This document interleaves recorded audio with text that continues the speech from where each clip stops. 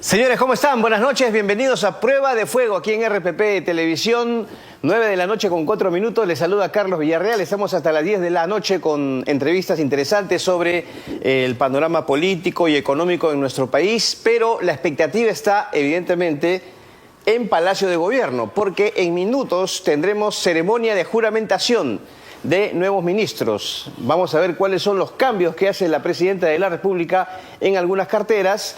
O puede ser también que haya rotación de ministros, ¿cierto? Un ministro que integra o dirige una cartera puede pasar a otra.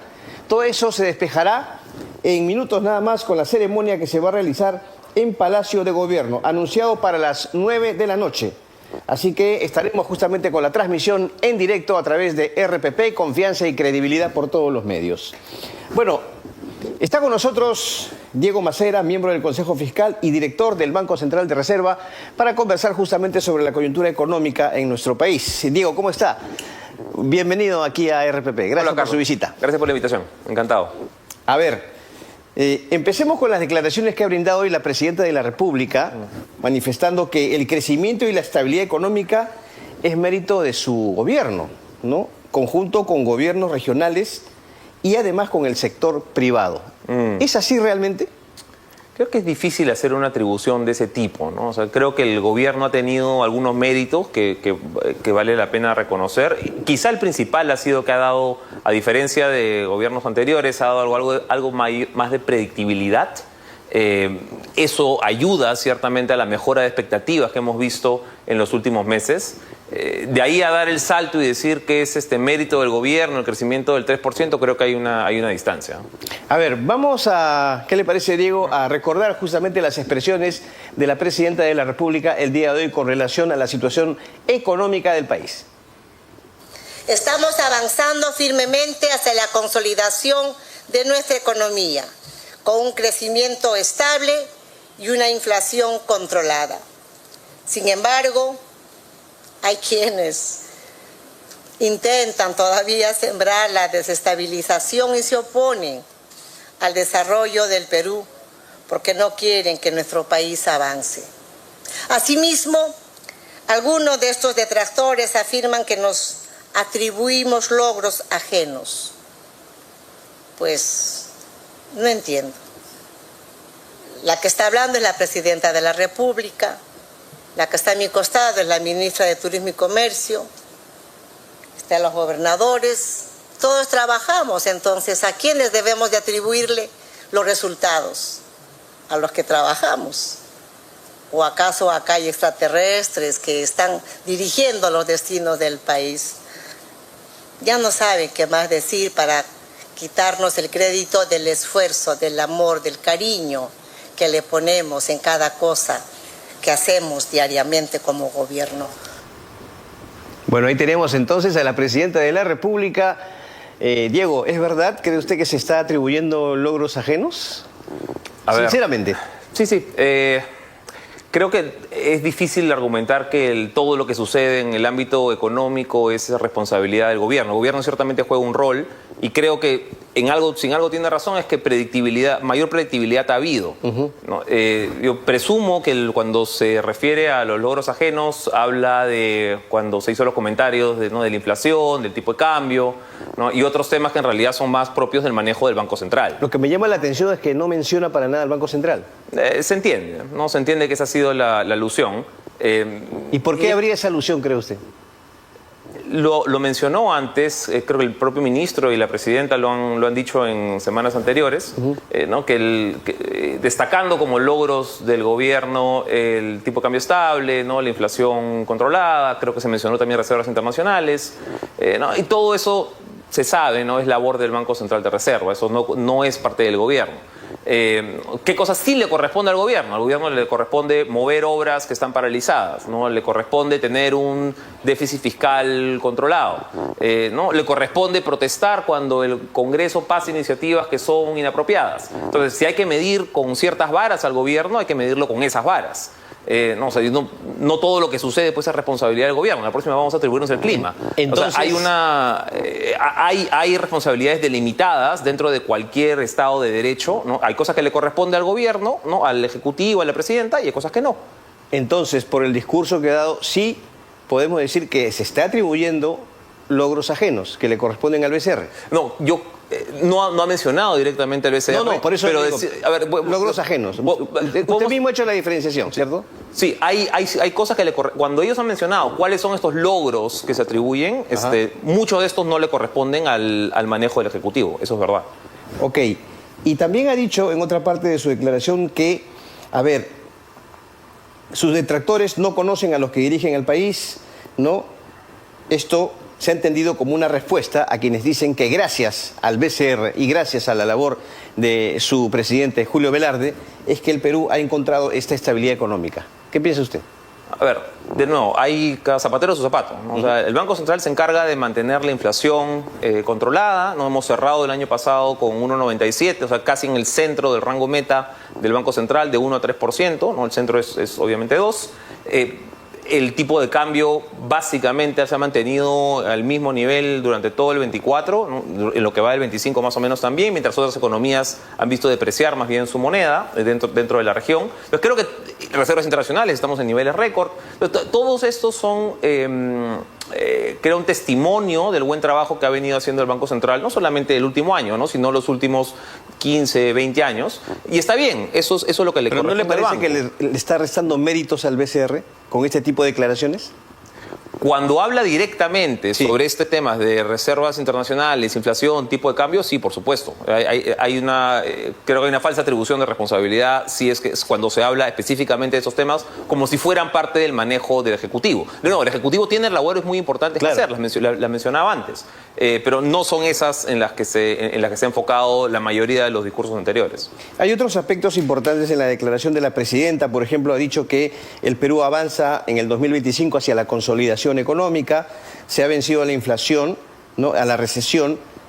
¿Usted considera que esta es una visión realmente realista o es que es demasiado optimista de parte de la presidenta? No, mira, ahí de repente hasta la consolidación económica. Sí, no sé si llamarle consolidación. Es cierto que estamos entrando en un periodo de crecimiento más cercano a nuestro potencial. ¿No? El potencial de crecimiento del Perú hoy día, tal y como estamos, con las inversiones como están, es ser entre 2,5% y 3%. Eso no significa que no podamos hacerlo crecer si hacemos las inversiones correctas, ¿no? Si tenemos nuevas minas abriendo, si tenemos nuevos proyectos de irrigación, ¿no? Si tenemos una infraestructura hotelera de clase mundial, podemos ir expandiendo nuestro potencial de crecimiento. No hemos tenido ese flujo de inversiones que hubiésemos deseado en los últimos años y estamos llegando por eso a un 3%, que es hasta donde podemos llegar sin sobrecalentar la economía y empezar a generar presiones en precios. Eso es bien importante. El enfoque, el énfasis debería estar hoy día en fomentar, en hacer que sucedan aquellos proyectos que mejoran la competitividad, que elevan el crecimiento potencial y que a largo plazo es lo único que ensancha clase media y reduce pobreza. Ahora, a ver, paralelo a este tema del crecimiento económico, la consolidación económica, está un aspecto que preocupa, Diego, y es el déficit fiscal en el 2024. ¿Considera que esta cifra, este porcentaje del déficit fiscal puede de alguna manera afectar justamente la estabilidad macroeconómica del país? Sí, viene siendo un motivo de preocupación, ¿no? O sea, ya vamos 2 años de incumplimiento de las reglas. Es posible que este año tampoco cumplamos las reglas fiscales. Y mira, yo te entiendo en el 23 haberla incumplido, ¿no? Veníamos de un año con caída del producto, ¿no? Menos 0,4. ¿No? Entonces había una historia que uno podía contar de por qué incumplimos la regla, ¿no? Por qué no nos mantuvimos dentro de la disciplina fiscal regular. Hoy cayó el producto, cayeron los ingresos, teníamos que meterle más gasto. Mira, lo entiendo. Eso fue la historia del 23. En el 24 ya es un poquito más difícil de justificar, porque en el 24 ya estábamos creciendo, probablemente la cifra cerrada todavía no está, pero probablemente esté cerca de 3,1, 3,2%, ¿no? Con un crecimiento más o menos interesante de los ingresos, no espectaculares, pero ha habido, y lo que ha marcado más bien este incremento del déficit ha sido el aumento del gasto, ¿no? Parte por remuneraciones y parte por mayor inversión, tanto del gobierno nacional como de gobiernos subnacionales. Entonces, ahí parece que se ha ido la mano un poco. Ahí el impulso que ha habido desde el lado público me parece que ha sido injustificado para los niveles de velocidad económica que llevábamos. Si es que mantenemos esa, creo que esa mala práctica, ¿no?, de estar incumpliendo las reglas, sí vamos a poner en riesgo serio los equilibrios macro que hemos consolidado en los últimos 20 años. ¿Y qué medidas concretas o urgentes debería asumir este gobierno justamente para enfrentar el déficit fiscal, para que no se vuelva a repetir este 2025? Mira, hay lugares donde puedes tener más control que en otros. En la parte donde hay más flexibilidad es sobre todo en la parte de inversión, ¿no?, de gasto de capital, ¿no? Ahí puedes tratar de ajustar en algunos casos, sobre todo quizá en aquellas obras en las cuales no se vea un retorno de rentabilidad o de una provisión de servicio social demasiado concreta. Ahí podemos empezar a tratar de ajustar. En el otro campo donde habría que tratar de empezar también a pensar cómo ajustamos es ha habido incrementos en gasto corriente, remuneraciones, que han venido a partir de normas, de leyes, obviamente aprobadas por el Congreso, ¿no?, en las cuales el Ejecutivo de repente ha podido intervenir un poquito más, ¿ya?, y decir, oye, este aumento, no sé, en militares, en policías, este aumento en docentes, revisémoslo de nuevo, veamos cómo... Es una de las críticas que se le ha hecho al ministro de Economía, ¿no? Poner más fuerza para oponerse a ciertas normas aprobadas en el Congreso de la República. Al final las han dejado pasar, como se dice. Sí, hay muchas normas en las cuales el MEF, mira, se decía que estaba en contra, no, pero al final no se observaba. No se observaba. No solamente en la parte de gasto fiscal, no pasó, por ejemplo, en el retiro de los fondos de pensiones, no lo mismo. O sea, oye, el MEF decía, esto no es una buena idea, pero llegaba el momento no lo observaba, ¿no? Entonces, eso es una mala señal, ¿ya? Porque aquí lo que necesitamos es tener siempre a un guardián celoso de la caja fiscal, ¿no?, responsable, ¿no?, y que enfrente si hay algunos pedidos desde el Congreso que pueden ser desmesurados, que pueden ser exagerados con respecto de la caja fiscal, no, que los enfrente, que los sepa enfrentar con responsabilidad y continuo. Eso de repente no lo hemos estado viendo últimamente. Y obviamente preocupa de cara a largo plazo. ¿Es el Congreso una fuente de preocupación para la estabilidad económica del país con estas normas que aprueba? Sí, mira, el Congreso siempre tiene la propensión de seguir de pasando gastos, ¿ya? Quizá últimamente ha sido un poco peor. A mí lo que te diría me preocupa un poco más incluso son algunas interpretaciones que no vienen de parte del Congreso, sino ya viene más del Tribunal Constitucional, que le han dado más espacio al Congreso para gastar más. Más iniciativa de gasto.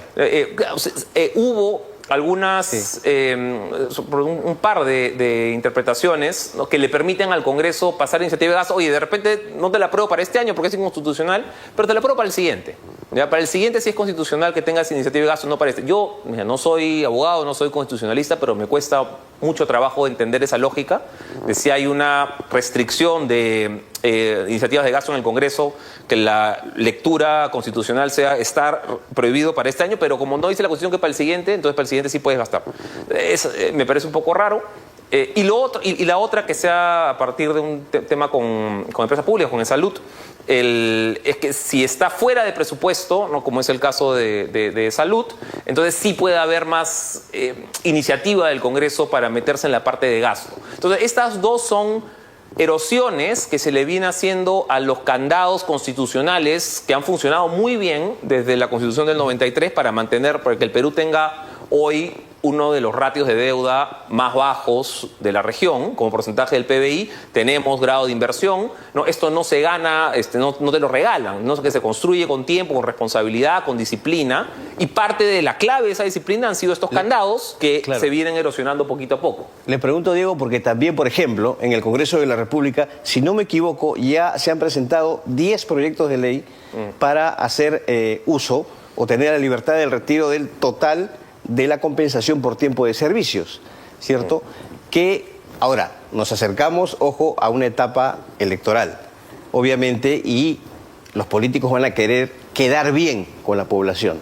Ahora, ¿qué implicaría que se apruebe justamente una norma de esta naturaleza, que se pueda retirar el 100% de la CTS, ¿no?, en este año? Sí, en la práctica ya se ha institucionalizado la desnaturalización de la CTS. O sea, tú tienes una CTS que en principio servía como, no es exactamente un seguro de desempleo, ¿no? Pero ese era el espíritu era proteger a las personas que se quedaban sin trabajo unos meses, ¿no? Por eso el espacio normalmente se calculaban que eran 3, 4, 5 meses lo que podía tomar una persona en promedio para conseguir un nuevo trabajo, y la CTS estaba pensado justamente para cubrir esos 3, 4, 5 meses.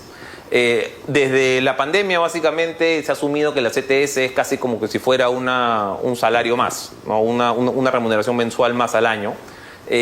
Y es complicado explicar, oye, necesitamos tener cierto tipo de protección, ¿no? Es parte básica de la protección social. Políticamente es bien complicado hacer esa tarea, ¿no? Y no tenemos hoy la fortaleza de los líderes políticos, creo que con el suficiente no aplomo, que se planten y digan, oye, esta es parte de la protección social, lo mismo lo mismo pasa con pensiones, ¿eh? Claro. Esta es parte de la protección social, ¿no? Esto es lo que estamos de acuerdo como país en que es lo responsable hacer, entonces vamos a ir cumpliendo. Aparte, ¿no hay justificación para un retiro, tomando en cuenta la situación económica del país, de la CTS? De la CTS. A ver, tener la disponibilidad del 100%. mira, yo te digo, cuando hay una situación económica excepcional, ¿no? Como fue el caso del COVID, mira, te puedo incluso, mira, cuando tienes un esquema de recesión, ¿ya? A mí no me gusta mucho el término para describir el 23, pero podría haber habido un caso quizá más claro para hacer un argumento de hay que tener un retiro, una ayuda extra de liquidez. Pero hoy no estamos en una situación excepcional. ¿No? O sea, de hecho, si uno tuviera que elegir momentos de los últimos 10 años donde económicamente no estamos en una situación excepcional, es casi que hoy día. O sea, estamos con la inflación donde debería estar, estamos con un crecimiento muy cercano al potencial, ¿no? Ojalá estuviéramos creciendo más, pero en realidad estamos en un estado de equilibrio. Lo que hace más difícil justificar que tomes una medida excepcional, pues, y la liberación de la CTS debería ser una medida excepcional. Lo que pasa es que la hemos normalizado los últimos 5 años. Muy bien. Diego Macera, miembro del Consejo Fiscal, además director del Banco Central de Reserva, muchas gracias por su visita esta noche aquí a Gracias por la invitación. Prueba de Fuego. Muy amable.